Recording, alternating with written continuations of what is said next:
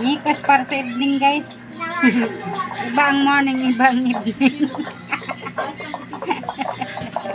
Ay, nako. Why? Tapos na yung sukoto si Mita nga.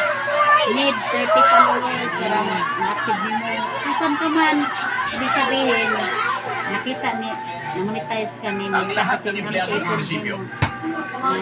Ay hindi mo napapasok. Wow, great to Palibaksin muna ninyo hanggat hindi naayos ang mundo. na kay followers, i-post mo sila. Anak, suguon ka. Magsisigil muna kayo sa inyong mga Ano bahay. sabi na monetize Kasamahan ka? namin Mayor kahit na anong mangyari.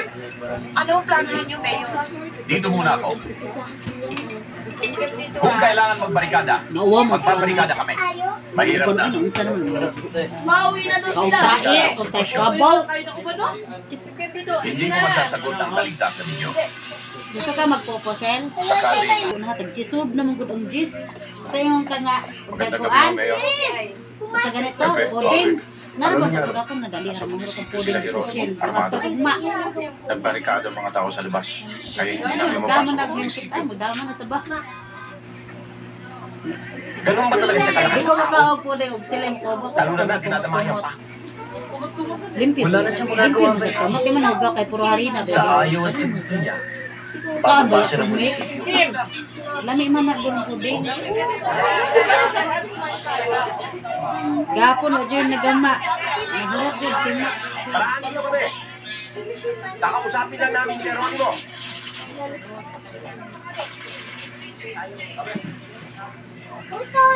Patabihin mo ang mga taong yan. Papasok tayo. Dagkog tinga.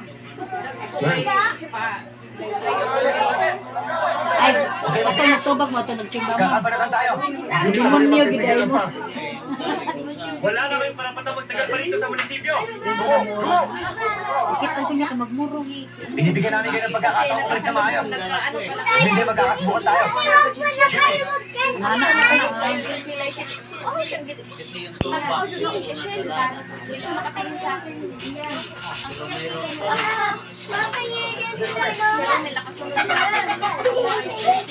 Pero, kung inakala niyong madali niyong mababawi ang munisipyo, nagkakamali kayo.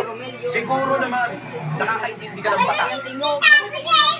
Narito ang desisyon na nagtatanggal sa iyo bilang alkalde ng Baras.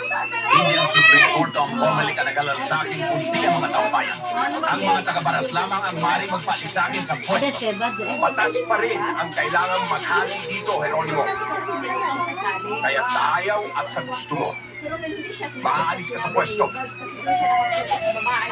Tanggapin mo itong desisyon na ito. Ang mabuti mo, Pere, bago magkamatayan niyo, umuwi na. At ang desisyon na yan, iuwi mo na. Para pag nagpururot ka, gawin yung pamulas ng point.